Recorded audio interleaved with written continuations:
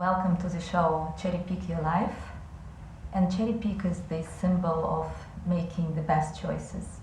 The best choices in health, in relationship, in career, in money, in business. And why we don't make good choices? Generally, there are a number of reasons why we don't do that. And this could be some limiting beliefs that we have, which does not allow us to accept things that we think we are not entitled to, or it could be just for the reason that we don't know that there are these good choices. And the mission of this show to bring us this information, to share this state-of-art thinking of today generally in the health area in a very, very broad sense, and for you to make a decision and to pick up the best thing for you. I would like to welcome our guest today. This is Compton Ron, a microbiologist and founder of Ascended Health. And I would like to make an introduction to you, but not as in a traditional way of repeating the major facts in your biography. They are our readers and listeners and those who watch the show, they will be able to get this information in the download documents, but I would like to share this from personal experience and personal exposure me and my family has with your products. And I start with your toothpaste, Dermalife, and the toothpaste which make a tremendous effect. The first effect I ever saw. For the 6 months we've been using this in the family, in particular for my daughter. Before that we were regular visitors to the dentist office. And within 6 months, we forgot what it is. And the last checkup that we've done made our dentist astonished because he couldn't understand what was the reason that the flora, everything in the tooth area was looking absolutely perfect if it was just born yesterday. And another product I would like to highlight here was the Mind Blissful spray, and it's exactly what the name provides for. So when you use this spray around you, you start feeling lighter, you start feeling more in peace, you start feeling maybe more even higher have a higher consciousness feeling. And I do now recommend in my practice in hypnotherapy for the clients particular who wants to quit smoking, and they have an intention to quit smoking and they quit smoking, but oftentimes they come back and say, but what do I do? I have this moment in a day when I used to lit the cigarette, and what do I do instead? I don't want to take sweets, I don't want to take chocolate. What do I do just to interrupt this pattern? And I think this Mind Blissful spray does exactly that. So you can, using that, and you can interrupt this pattern. And your tonic, I think there are many products now who declare that they help with the boosting the energy and keeping it at sustainable levels.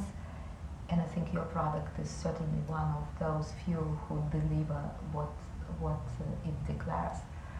So what it is that makes your product so unique, and why they are able to deliver something which we all missing. And I think you bring a lot to that discussions, and we have a lot of issues here, but they probably come to the same root. And the root is that oftentimes when we even follow good diet, have a good lifestyle, we manage our stress levels through different tools, we find appropriate for our needs, we still feel that we are not performing at the peak level, and we are not enjoying life to the fullest. We feel okay, we feel more or less comfortable with our bodies and with our mental state, but still we understand that there is something more we can do. And I think your idea that what is this missing link is this diversity of our microbiome, and not diversity in a sense of quantity only, but also in a sense of quantity and quality of this diversity. And that is what makes a difference. for me, this was an eye-opener, and I think for many of our listeners and those who watch the show, it could well be the final missing link in their journey to the optimal health. How did it start? What was the genesis of that's what happened with Ascended House and with your work? Well, to start with, I went to graduate school in microbiology, and my first studies was in the breakdown of external toxins like mercury, lead, zinc, even radioactive compounds in the soil. And it's a science called bacterial remediation. And the first instances of this was every time there's an oil spill now, they don't clean up the oil anymore. They just throw microbes into the sea, and the microbes eat up the oil. Mm-hmm. And so this whole science where they're using microbes to clean up the external toxins in the world, I thought that was a great idea, and why can't we use microbes to clean up our internal toxins in the world? So one of the things I did after having gotten my microbiology degree was I started working in data analysis and search engine technology. I worked for IBM, and I did little stints for companies such as Google. In my studies, I was able to access computer databases that no one had access to, and looking at these indigenous tribes and seeing how they heal and using different herbs. So back in the early 2000s, I was looking at natural ways already to heal people. I also went to medical school, and the whole concept of using a pharmaceutical drug with side effects didn't really resonate with me. And I was told at the time that these pharmaceutical companies, they just wanted to get people on one drug, usually a statin, and you start with that, and then you have a domino effect of all these other pharmaceuticals, and it doesn't really create a system where it's healing you from the inside. What they had a term called disease management. So they wanted you to have a disease, but they wanted it managed, meaning that you still have the disease, you'll never cure it, and that didn't resonate with me. About the same time, there were these studies coming out to find out who the healthiest people in the world was. And they found out that the healthiest people in the world were often poor. They lived in what's called agrarian societies, meaning that they were mostly farmers, but they lived in the hills, but they had no access to modern processed foods. They didn't eat refined sugars.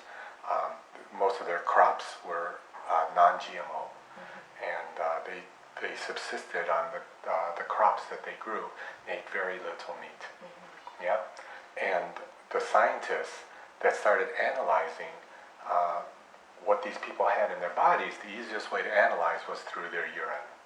And it became a science known as metabolomics. And this predates the whole science of microbiome, because the metabolomics measured the metabolites in one's urine, in one's body system.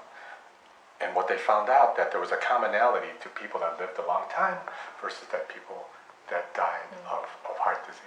And that commonality was a specific metabolite called these small chain fatty acids in the blood.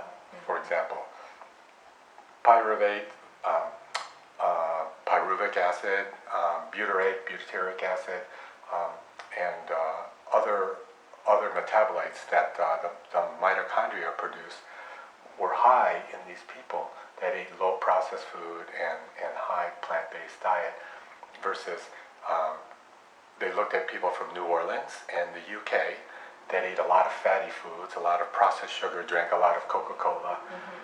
They were very low in these small chain fatty acids, and they only lived maybe 62 years old to 65 years old. And oftentimes at the end of their life, they've already been broken, and they could not enjoy the quality of their life. That's true, because they were so toxic. So toxic. On the inside, they couldn't move, they were stuck in bed, and they didn't have a very high quality of life. Whereas these people in what I call the longevity zones, National Geographic called them the blue zones.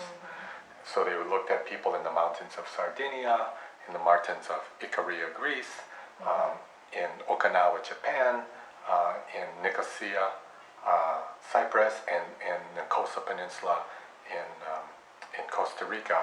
They're finding high levels of these metabolic acids inside their urine.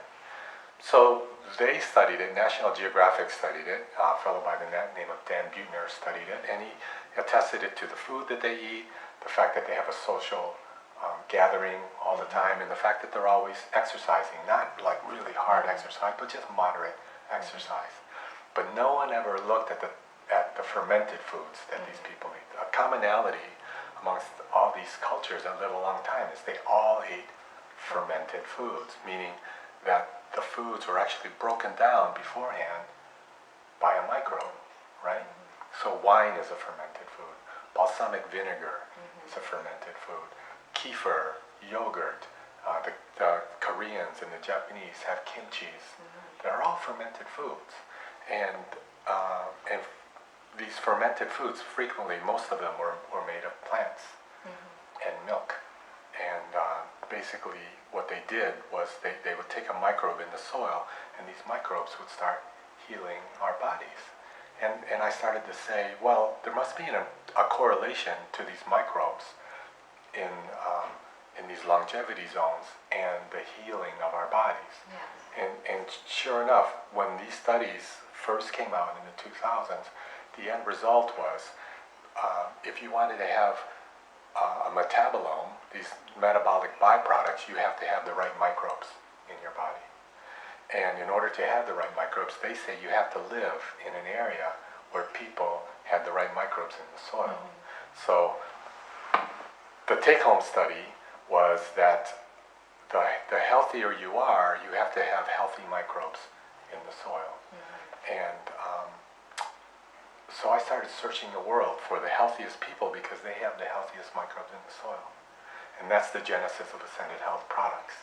And when I started to realize that if you change the microbes in your body, you can change the health of your body, it completely works. And it works for me and my family. I'm 59 years old, and I started to deteriorate. My body started to deteriorate in my 40s. I was having low energy, low libido. You know, I even smoked every once in a while. I ate lots of meat. I still eat meat, but I ate lots of meat. But I ate a lot of processed foods. But I started finding out that if you start changing the microbes in your body, they are the ones that allow us to choose the food that we want to eat. They control our brains, and they control our cravings. And if you can change the microbes that were grown on sprouted grains, you start craving sprouted grains. Yeah. Amazing. It's an amazing consciousness. And when I found out that microbes actually comprise the majority of all the living cells in our body, it turned the whole world around. Like 90% of all the living cells in the human body are not human. They're microbes. They consist of yeast, fungus, bacteria, viruses, and parasites. So we need all of that groups of bacteria, yeast, parasites, Yes. but we need them to be in balance, in peace with each other, and not to overtake any of that, to Yes. have this, what is called this diversity. Right. From that, I would like us to move. There are many areas we can move to, but I would like to move into a specific area, which I think would be very relevant now with the change of the seasons we are entering into. And in particular, I would like to touch upon your views and pick up your brain on how we can benefit from that knowledge and apply it to our lives and get a better result. In particular, what I mean is when we have a change of the season, our children in particular get more vulnerable in this period of time. We have the numerous cases of the nose congestion, the coughing, sinusitis. It's like nobody can get around through the seasons without experiencing that. And kids in particular, less so, but still adults too.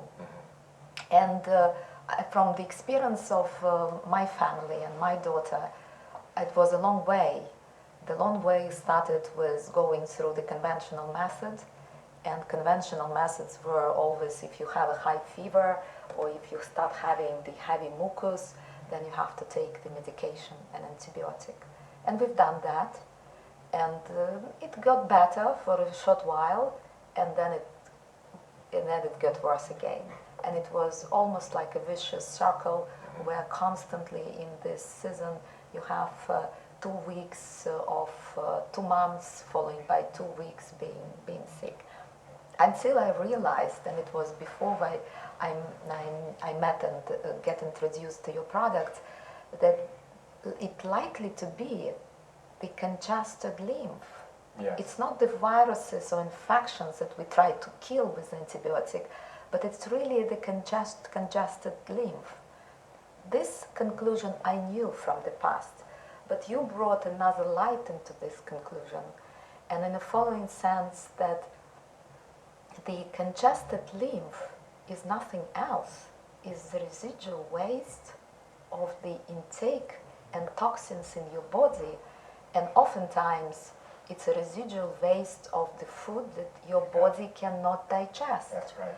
And again, we're going back to this diversity of the microbiome that may be lying as the fundamental answer for all these sinusitis, tonsillitis, and other illnesses, let's call it illnesses in the brackets, because it's not really true illness. Yes. It's just the consequence of the lymph being congested. You're just full of garbage, and you need to take out the Exactly. garbage. And what would you suggest, what is your thinking now, is what is the, let's say, path forward for families who experience that? And I know there is a lot of them who are going through this permanent process of trying to recover from what they call viruses and infections, which in fact it could be just a congested lymph. What would you be suggesting them as the recommended path forward to break this vicious cycle and go into the real healing? Right. So basically, we need to look at these diseases as not a disease. And even cancer, like, I don't want to look at it as a disease. I look at it as the body is a perfect machine. And the machine is always trying to cleanse itself out and clean itself up. And so a lot of these so-called viruses and colds, it's just your body's way of trying to externalize and get rid of the toxins that have accumulated inside. The success that we've had as a family was that you have to put elimination as part of your daily routine. Just like you have a house, you can't constantly keep your house full of stuff that you bring from the store. Eventually you have to bring out the garbage. But how many types of elimination do we do? You know, we have our stool, we have our urine, but how many people eliminate via saunas? And how many people eliminate via like detoxification regimes? Hardly any. And then the newest form of elimination is working on your brain fats. So, you know, our brain is 90% fats. 90%. And there's a particular fat that sheathes the neuron called lecithin and parts of lecithin. And it actually accumulates all these toxins over time. So if you start taking these purified lecithins like phosphatidylcholine and phosphatidylethanolamine and other products, it can be like a conveyor belt that fills your brain with like these fats. Like, you know, you're drinking with water, then you eliminate the water takes out all the toxins. But in the brain, everything is fat. So you have to fill your brain up with fat, like coconut oil, avocado oil, these phosphatidylcholines. You eliminate all these things, right? So elimination is the key. You always have to keep your body clean. And you look at it like the seasons of here, right? So we have our natural season for elimination is the fall, right? All the leaves fall off, and then in the springtime you grow anew again. And in the wintertime, everything grows underneath.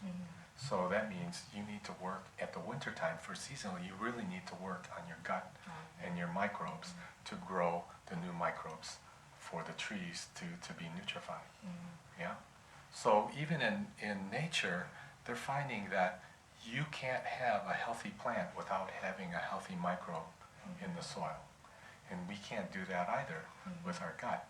And now that they're finding that the species of microbes in our gut may not be the ones that were really important before. You know, our gut comprises of at least 5 different sections, and some people have shorter guts, kind of like lions, and some people have longer guts, kind of like cows.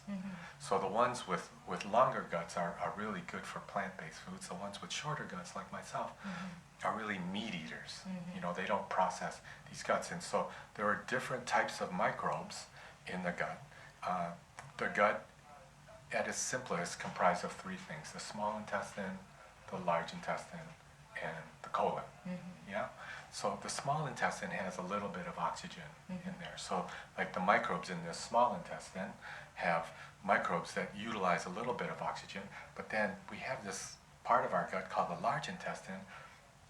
They don't use any oxygen in there. The pH differs, but it's called anaerobic bacteria. And to date, we have not been able to replicate any of these microbes in the large intestine. But they're trying to figure out ways that there are different special species in this large intestine that if they're present in the metabolome in your gut, the gut kind of like heals itself. Yeah? You can look at this as like wolves in North America or wolves in the forest in Russia, in Sweden. Without the wolves, the deer come out and they ruin everything. And they're called Keystone species. Yeah? And we have the same type of Keystone species in our gut, but they don't know what they are. And the Keystone species, because humans are adaptable, the reason why humans are so successful is because we're able to adapt to a number of different conditions. And I know that the key to this adaptation is having the diversity of microbial flora in the gut. So this diversity is due to these keystone species, and the keystone species of microbes in the gut is defined as species of microbes that are very little known, but they have high influence in the gut. For example, we have a 4-year-old child. She's very small, but she has the most influence in our family. You know, anything that she says, we have to follow. It's crazy. So these microbes are kind of like the policemen of the gut. You look at the African savanna, the elephants are the keystone species in the African savanna. You take the elephants away.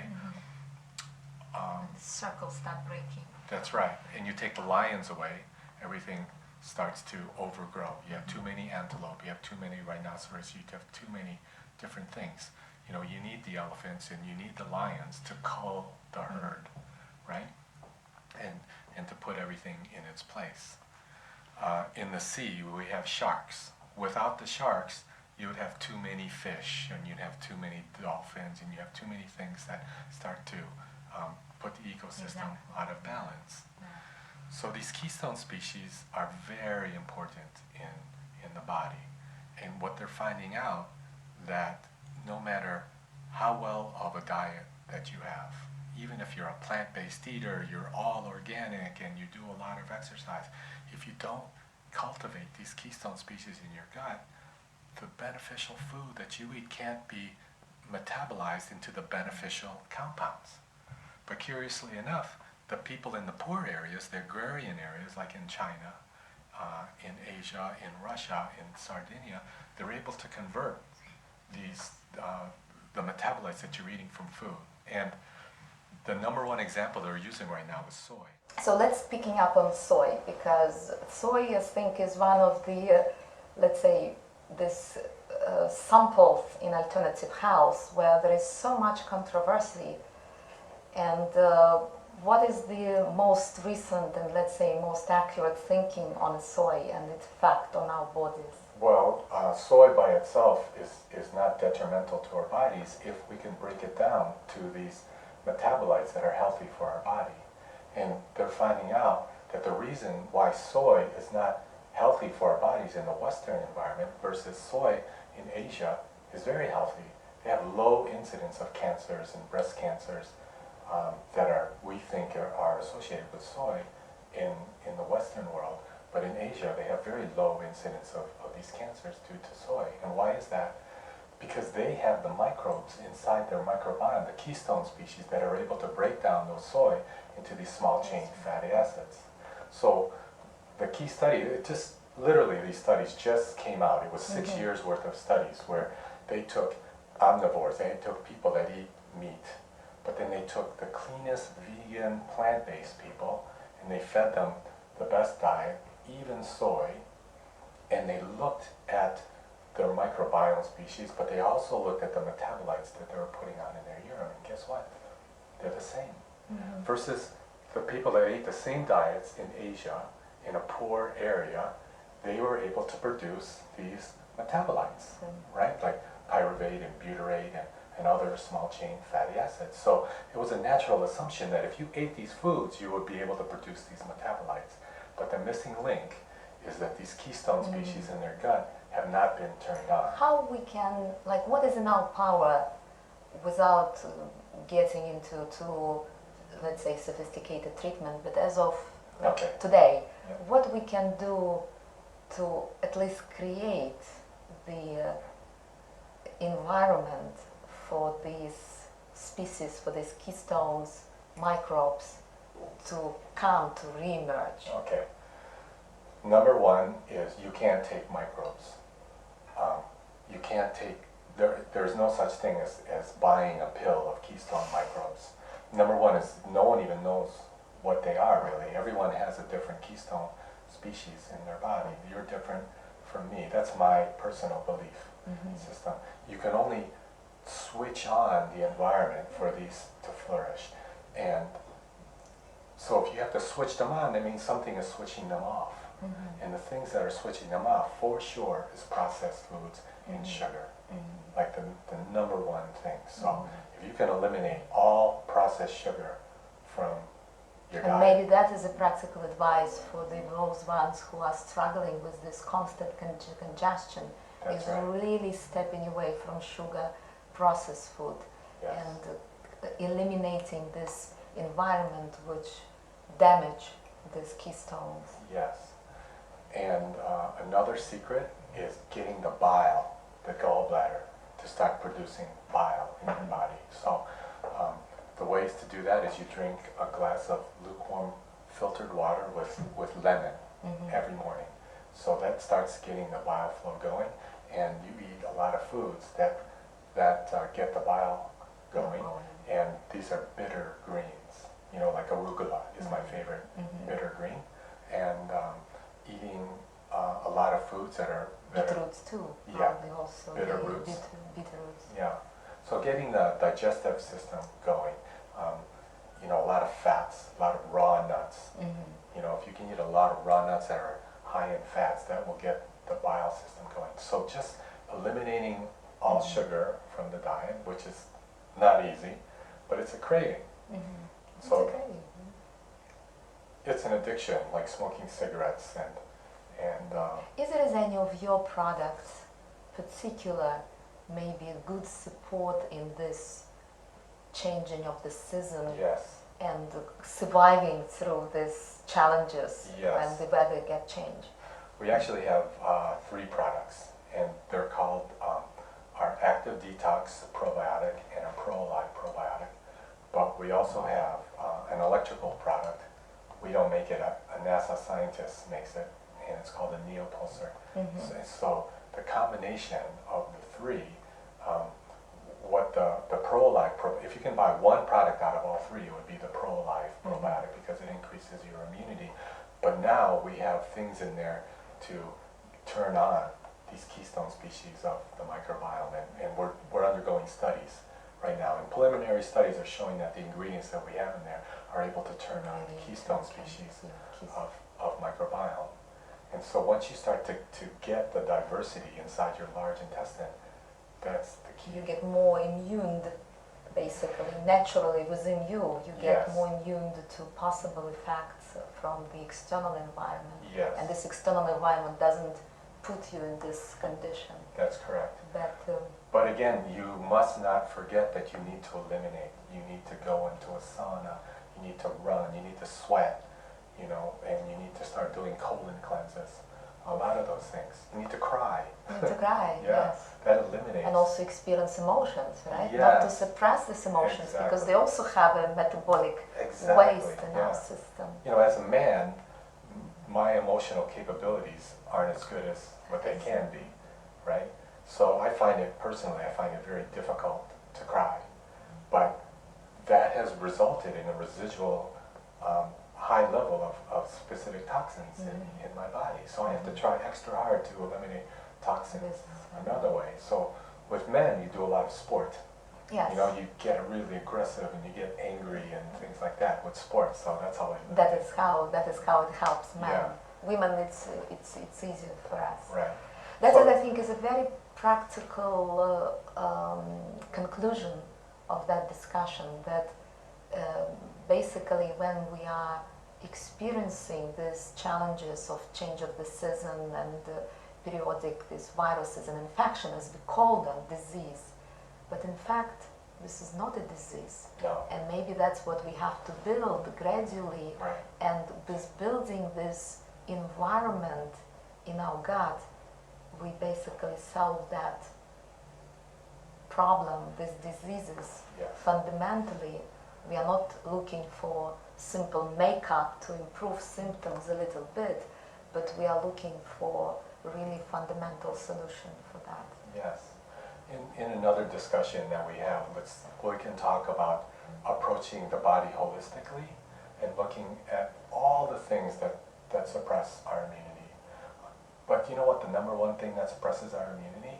It's not what we eat, it's what we think, right? All the stresses that we have in our lives, like, you know, we need to be in a certain place in our life, we have to make so much money, you know, our sons and daughters have to be certain things, all the things that we worry about, Yes. that's suppressing our immunity. And we can tell because we lack these neurotransmitters in our gut, in our brain, and these neurotransmitters are four. We lack dopamine, we lack serotonin, we lack GABA, and we lack acetylcholine. Because of that suppression of these emotions and constant fixing ourselves That's right. to certain external validation. And I would like to pick up on that because this is something I didn't mention at the introduction, but I think it's quite relevant because I was just today, before our show, I was having the irritation in my throat, and you gave me this new product, Yes. which is called Tai Chi. Tai Chi BD. Tai Chi BD. Yes. And that product apparently would be, in a certain period of time, you would be looking to present to the Yes. to the market. Yes. And this product, maybe you speak a little bit, is exactly serves that purpose, is helping us naturally to boost the serotonin and dopamine That's right. hormones in our brain, Right. rather than through other things we normally do, through Right. shopping, through various Exactly. addictions, Smoking. through smoking, Yeah. through drinking. Yes. So it's another natural way which helps us to perform at our best levels. That's right. Even children can perform at their best levels because the reason why we have dopamine and serotonin in our brain is for mental clarity and focus. Yeah? And to be happy. Serotonin is the happy, and we feel accepted. Facebook is successful because they did a lot of studies on what increases serotonin in the brain. So they came up with this like thing. And every time you post something on Facebook and then you get like 1,000 likes to it, your body increases serotonin over 300%, right? Wow. So they did studies on that. Yes, to they see. knew about this, you know? And that's what they based their whole business model on, was spiking the serotonin levels in the brain. Now they're getting in trouble because if you don't get those likes, or if you get bullied, the exact opposite occurs. Effect occurs. And you get suicidal. Yes. And people Yeah. get depressed. They knew this. Mhm. They knew this phenomenon, and they capitalized on this phenomenon. Incredible. So that's the brilliance of Facebook. But you can do this on your own. You know, most people need that external validation to feel that dopamine and serotonin rush. But you can do this on your own through hypnosis techniques, through self-validation, through not having the general need to have accolades from an external force. Exactly. It's such a fascinating discussion. I think we need to find out would be a good time to talk about that and talk about different tools, because tools and the beauty of the current times is that although we're facing such a big challenges, we have so many tools coming from very different modalities, and they are fascinating that the people can employ. I would like us to touch upon one area which is close to my heart as the woman, and I'm 50 years old, and that's naturally where the time when you still wants to, I don't think the natural way is to look too much younger, that it's official, but to look at your best, to look aesthetic at your age. And I should say that one of the reasons to my interest in your products was when I first saw you, and when you said your age.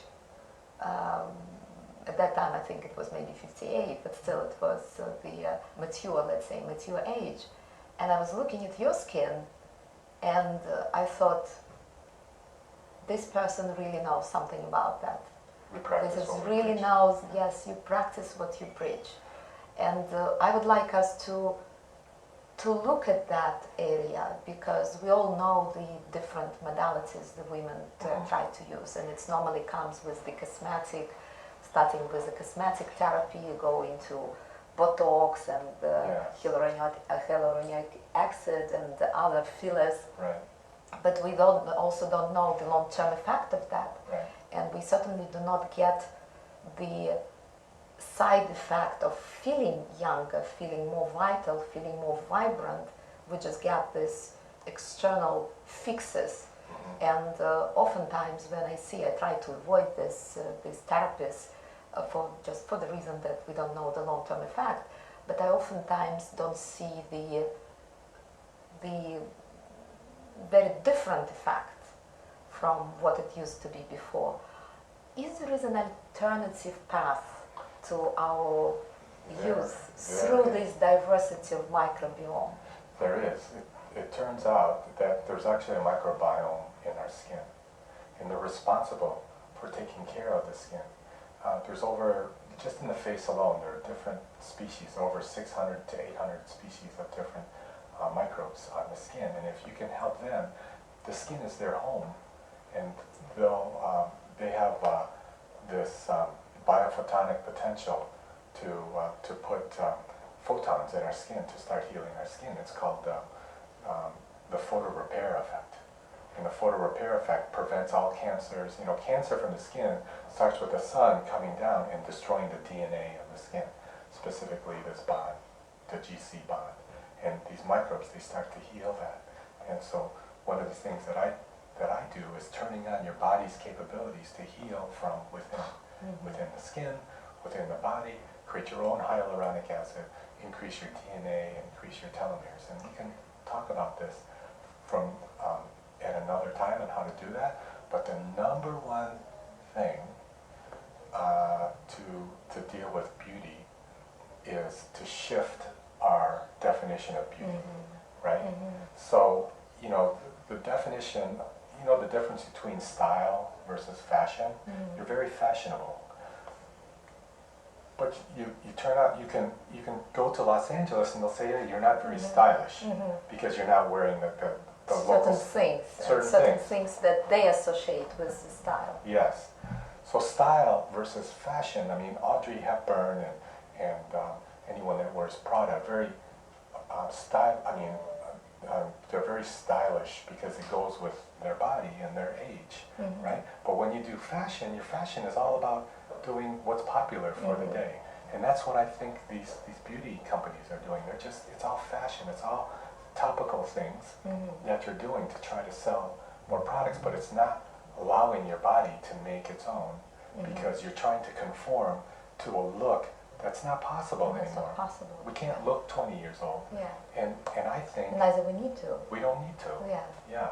And to me, like, you know, a Mercedes Gullwing is probably the most beautiful car ever made, and it was made in the 1950s. You know, it's over 60 years old now. Yeah. And that's still a stylish car.